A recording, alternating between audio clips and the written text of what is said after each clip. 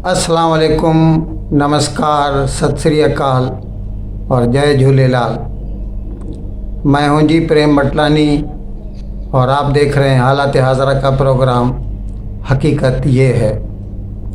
Programme शुरू करने से पहले हमेशा की तरह आप सबसे मेरी ये दरख्वास्त रहेगी कि जिस किसी साहब या साहिबा ने अब तक हमारे इस चैनल को सब्सक्राइब नहीं किया, अज़राए करम जल्द से जल्द इसको सब्सक्राइब करें, प्रोग्राम को लाइक करें, शेयर करें और घंटी का बटन दबाना न भूलें।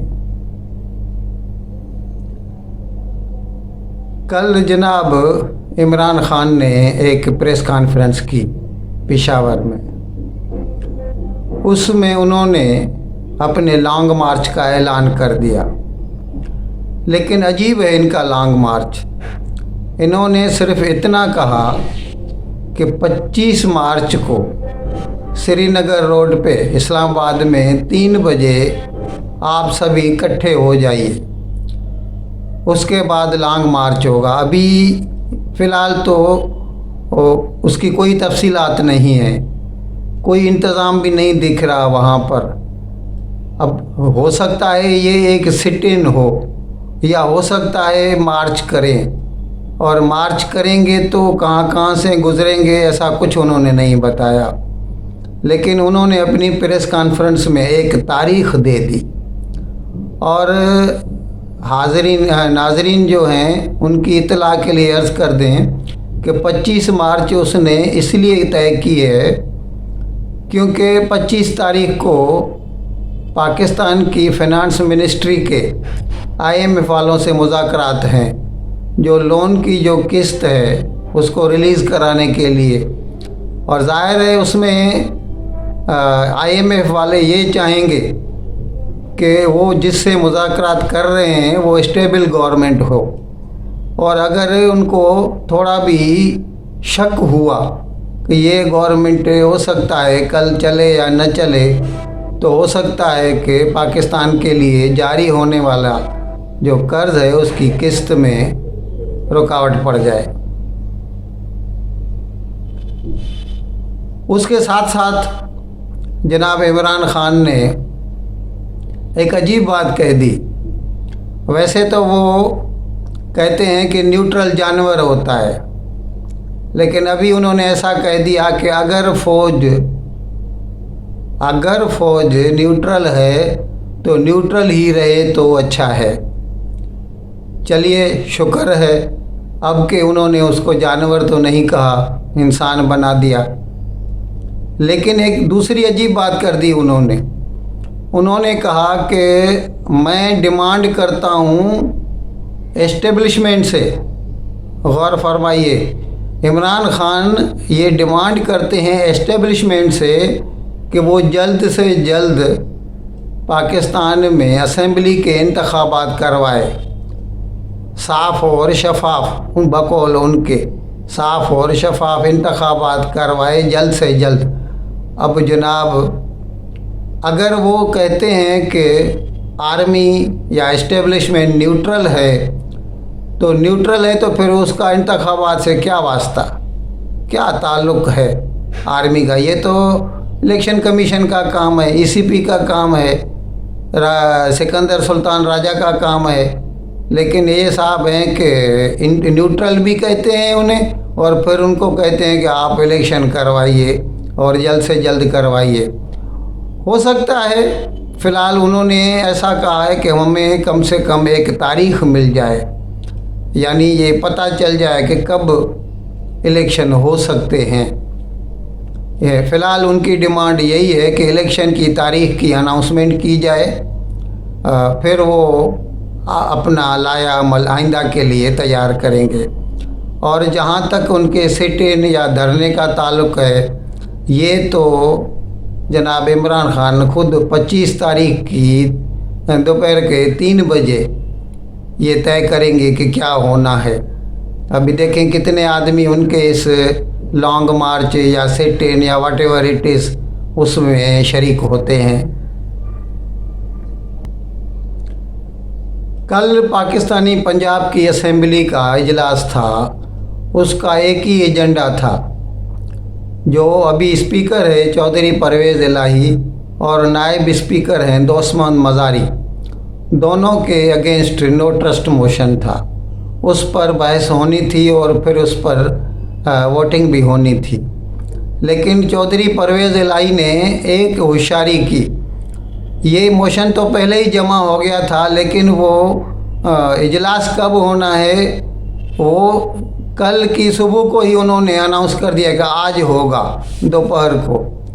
और इसकी वजह से ये हो गया कि बहुत सारे मेंबरान पहुंच भी न पाए असेंबली में, और ख़ास तौर पर तो जिसने ये मोशन जमा कराया था समीउल्लाह खान, वो नहीं आ सका। और जैसे ही इजलास शुरू हुआ दोपहर को, तो चौधरी परवेज़ इलाही ने कहा कि मोशन पेश किया जाए। तो अब जाहिर है वो साहब तो थे ही नहीं, तो इसीलिए मोशन पेश नहीं हो सका। तो सिर्फ 9 मिनट में उन्होंने इजलास को मुलतवी कर दिया 6 जून के लिए। ये उन्होंने चालाकी से काम लिया, लेकिन ऐसा चलेगा नहीं, क्योंकि कल उसके साथ फिर नून लीग वालों ने एक दूसरा मोशन जमा करा दिया है उनके ख़िलाफ़, चौधरी परवेज़ इलाही के स्पीकरशिप के ख़िलाफ़। अभी देखें वो कब मुनक़िद होता है उसका इजलास और क्या होता है उसमें। फ़िलहाल तो 6 जून की तारीख मिली है। जनाब इमरान खान के एक स्पेशल असिस्टेंट थे ऑन चौधरी, उन्होंने कल वो उनका जो इंटरव्यू है वो नशर हुआ जियो टीवी पे। सलीम साफ़ी को उन्होंने इंटरव्यू दिया, और उस इंटरव्यू में उन्होंने ऐसी बातें कही हैं। उन्होंने कहा कि पहले तो वो बताया उन्होंने कि भाई जब इनका 2018 में इंतखाब हो गया एज अ प्राइम मिनिस्टर, तो हम बहुत खुश थे, लेकिन रात को मेरे पास मैसेज आया एक रात पहले, यानी तकरीब हलफ बर्दारी से एक रात पहले मुझे मैसेज आया आधी रात को 2 बजे कि आप कल मत आइए, क्योंकि किसी ने ख्वाब देखा है आपका आना जो है वो मुनासिब नहीं है, या वो क्या कहते हैं हिंदी में कि वो शुभ नहीं है ऐसा। तो इसी वजह से मैं शरीक न हो सका उसमें। और फिर बाद में मुझे पता चला ये सभी ख्वाब, तो ज़ाहिर है आप सभी लोग समझ रहे होंगे कि आपकी जो इमरान खान की जो तीसरी बीवी हैं बुशरा बीबी, जिसको उर्फ़ा में पिनकी पीरनी भी कहा जाता है, तो ये ख्वाब उनको आते थे और उनका एलामिया जो है वो उनके हस्बैंड जनाब इमरान खान की तरफ से किया जाता। और बाद में जब ही इमरान खान ने ये अपने इस राय का इज़हार किया कि उस्मान बुज़दार को वो पंजाब का वज़ीर आला मुकर्रर कर रहे हैं, तो बकौल ऑन चौधरी के उसने कहा कि मैंने उन्हें मना किया कि ये आदमी तो किसी भी काबिल नहीं है, यानी यूँ समझ लीजिए कि शायद पियोन बनने के भी काबिल नहीं है। आप उसको पाकिस्तान के सबसे बड़े सूबे, यूँ समझ लीजिए कि तकरीबन पूरा पाकिस्तान, ऐसे सूबे का आप उसको वज़ीर आला बना रहे हैं, लेकिन उन्होंने कहा ये ख्वाब आया है और ये इस पे हमको अमल करना ही है। और उसके बाद तो फिर ऑन चौधरी ने कहा कि उनकी तो फिर लाइन लग गई, और जैसे ही वो चीफ़ मिनिस्टर बने तो बस ख्वाब आते थे बनी गाला में, और कल दूसरे रोज़ पैसों से भरे हुए सूटकेस वो लाहौर में पहुंच जाते, और इस तरह ये काम चलता रहा। हमने बताया भी, ये ऑन चौधरी कहते हैं कि मैंने इमरान खान को बताया भी कि ये लोग हर तकर्री हर तबादले पर पैसा ले रहे हैं, लेकिन इमरान खान ने मेरी अनसुनी कर दी। यानी ये फराह गोगी, उनके जो हस्बैंड है हसन जमील, और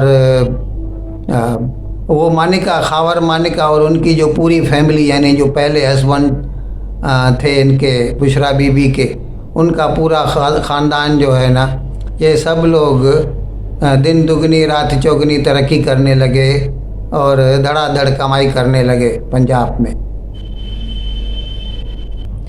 जब सलीम साफ़ी ने ओन चौधरी को कहा कि लोग तो आपके बारे में कह रहे हैं कि आपने उसका बहुत फ़ायदा उठाया, इसके इमरान खान से नज़दीकी का, और आपने बहुत पैसा कमाया, तो ओन चौधरी ने साफ साफ कहा कि आप चाहें या कोई भी डिपार्टमेंट चाहे तो मेरे असासों की इंक्वायरी करे, इमरान खान के असासों की इंक्वायरी करे, बुशरा बीबी के अकाउंट्स की इंक्वायरी करे, या फराह गोगी के अकाउंट्स की इंक्वायरी करे, पहले कितने पैसे थे उनके पास, बाद में कितने बन गए 3.25 साल में। हर चीज़ साफ़ हो जाएगी, दूध का दूध और पानी का पानी हो जाएगा। लेकिन ये तो तब हो सकता है जब उनके ख़िलाफ़ कोई इंक्वायरी हो। अब तक तो लगता है ये सरकार भी किसी न किसी वजह से, वो हो सकता है कुछ लोग तो ऐसा बोल रहे हैं कि अब भी वो एस्टेब्लिशमेंट का लाडला बना हुआ है इमरान खान, तो इसीलिए अब तक उसने कुछ भी किया है तो उसके ऊपर कानून की कोई भी शक नहीं चलाई गई, न तो उनके ख़िलाफ़ कोई इंक्वायरी शुरू की गई है, न फराह गोगी के ख़िलाफ़। अब तक तो सिर्फ बातें हो रही हैं और काम कुछ भी नहीं हो रहा। इन अल्फाज के साथ मैं आप सभी भाइयों और बहनों से प्रोग्राम ख़त्म करने की इजाज़त चाहूँगा, लेकिन आपसे विदाई लेने से पहले आपसे एक मरतबा फिर ये दरख्वास्त करता चलूँ कि जिस किसी साहब या साहिबा ने अब तक हमारे चैनल को सब्सक्राइब नहीं किया, मेहरबानी करें जल्द से जल्द इसको सब्सक्राइब करें, प्रोग्राम को लाइक करें, शेयर करें और घंटी का बटन दबाना न भूलें। बहुत बहुत शुक्रिया। खुदा हाफिज़।